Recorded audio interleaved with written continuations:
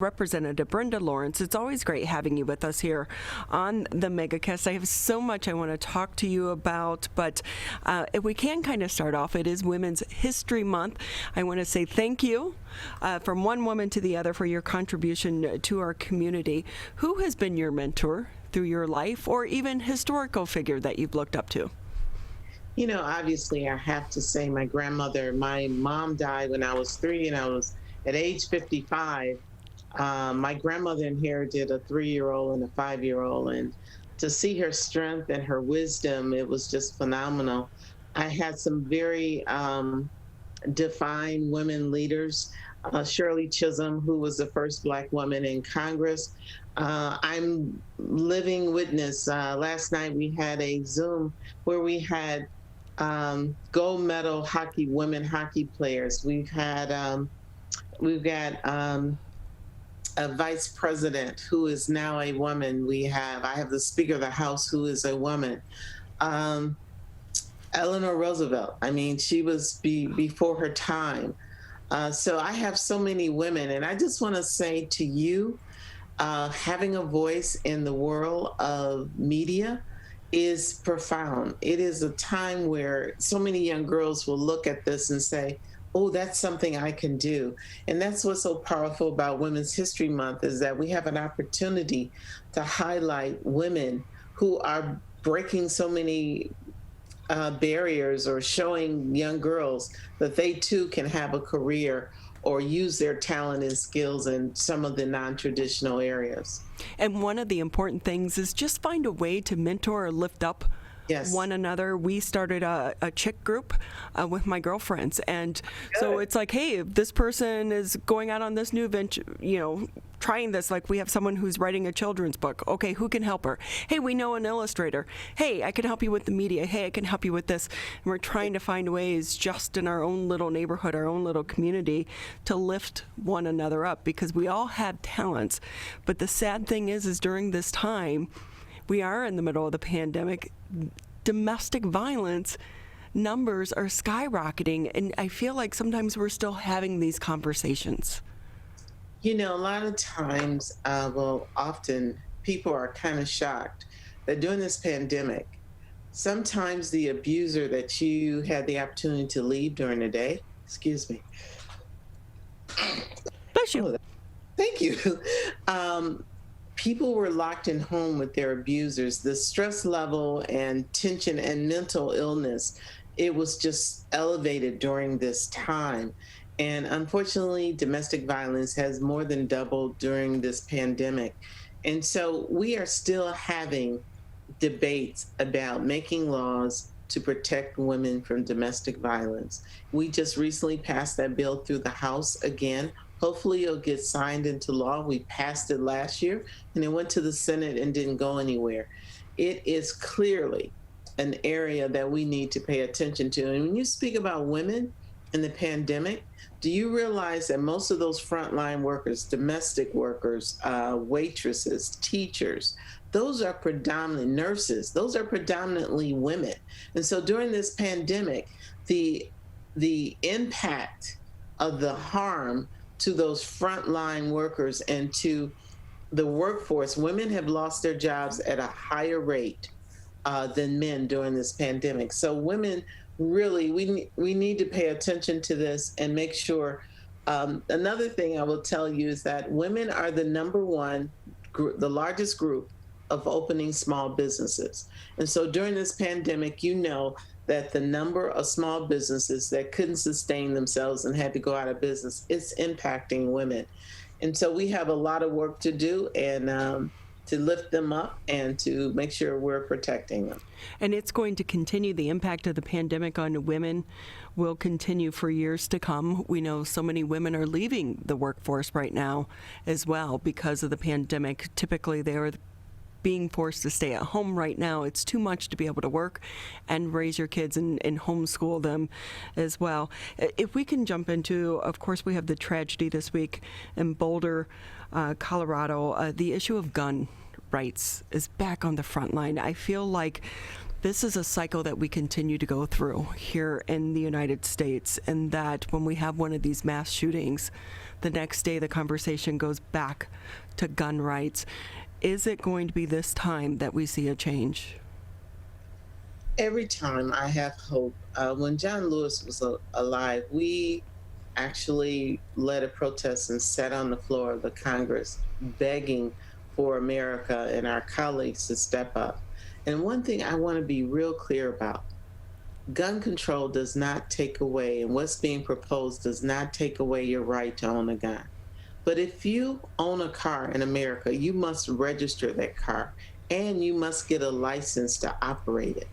Why are we saying that in America, if you own a gun, you don't need to register it? You don't need to make sure that you're mentally capable of operating it, and then that you don't have a violent record, that of a restraining order or any of those things that will force you to be examined to make sure, just like we do with a car, that you're able to, operate a car and a gun. But the car is the transportation.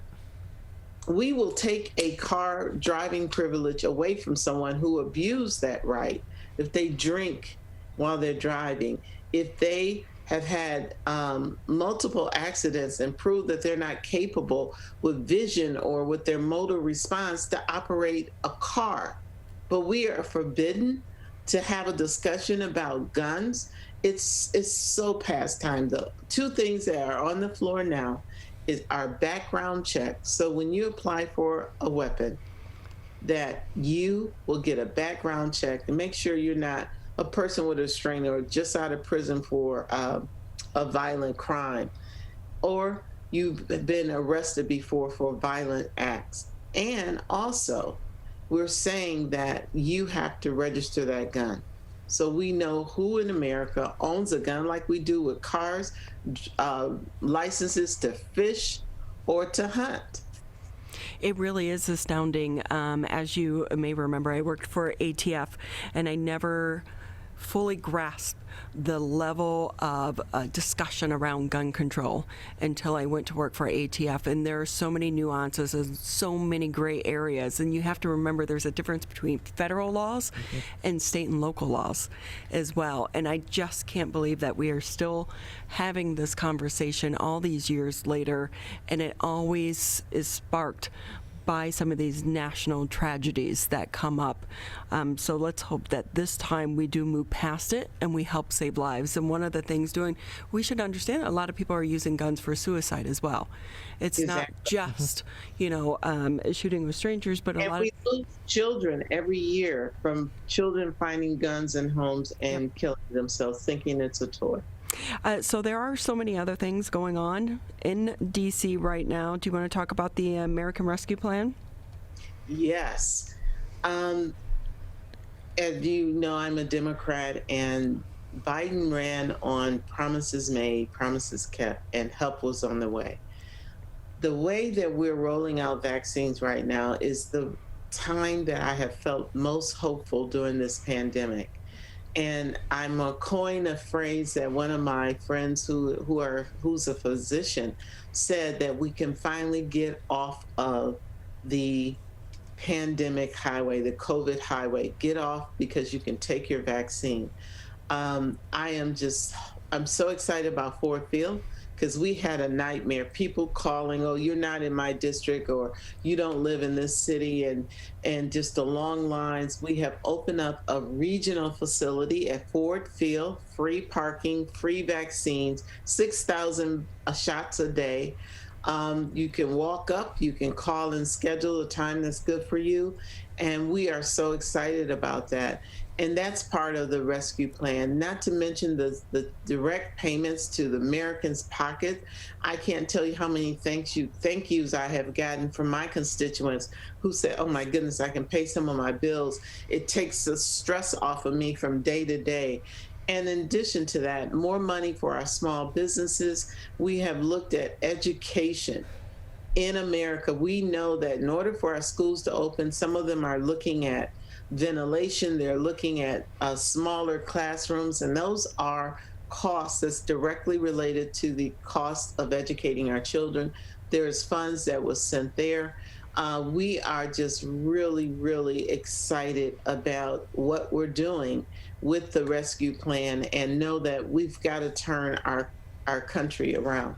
Congresswoman Brenda Lawrence with us here on the MegaCast. She represents Michigan's 14th Congressional District. But on the back side of that, this is not free money. How do we pay it back? Is this going to be on the backs of our kids and their grandkids and so forth and so on? That is the biggest concern. We knew that help was needed. We didn't have a choice with the vaccines. Understand, when you're giving away free vaccines to American people, someone had to pay for that. We are not going to get our country started again or to be able to pay into our budget and to generate revenues unless we get the economy going. If we don't get our small businesses anchored so that they can again open their doors in the restaurants, if we don't start educating our children, we will not have a workforce that's trained and ready and able to take over. Sometimes the investment is one that is so compelling, and I will tell you this one was one that we needed to do. We'll have to address it because money, you can't just print it. There's going to be a reckoning where we'll have to look at it. But I will tell you, I'm not embarrassed or ashamed of the fact that we stood up as a country to invest in America at a time when she is at the stretch to a point where we don't want our country to break or to fall. We have to keep it uplifted, and I'm very proud of the investment that we made. Are you hopeful for tomorrow? I am with the vaccine. I'm hopeful because I got to get my children back in school. I'm hopeful. You know, something is really, some people are looking at it as a negative. We have been so divided in our government, but now there's only a one number difference in the Senate. We're going to have to start working together. We're not going to be allowed to take the luxury of going in our little corner, throwing rocks across the aisle to each other. We're going to have to figure out a way to work together. And it's not going to be pretty and it's not going to be easy, but we have to take care of the American people and this country. So I am hopeful. It has been so volatile. I can tell you, I have had knots in my stomach. Think about what happened in the first month of this year. We had an insurrection, we had an impeachment, and we had an inauguration. Those are stress levels. And then to think about all of the death and all the suffering under this pandemic. So I am hopeful. I have to be, or else I wouldn't be able to put some reasoning behind how we move forward. I need that hope. And as I see the numbers, and I'm a little concerned because they're peaking again, but I'm seeing numbers of deaths going down. I'm seeing the number of people getting their vaccines. So I am hopeful. Well, you know what? It's great to hear you say that the two sides are going to have to come together and work together, because I think so many Americans need that now more so than ever. Just about 15 seconds left here in the show, and I do want to take a moment to say congratulations. You were recently appointed to the Holocaust Memorial Council, replacing Representative Lewis. What's that mean to you? Oh, that is so profound. I am the only African-American member on the Holocaust Commission from Congress. And I want you to know that since opening in 1993, 46 million people have visited the museum.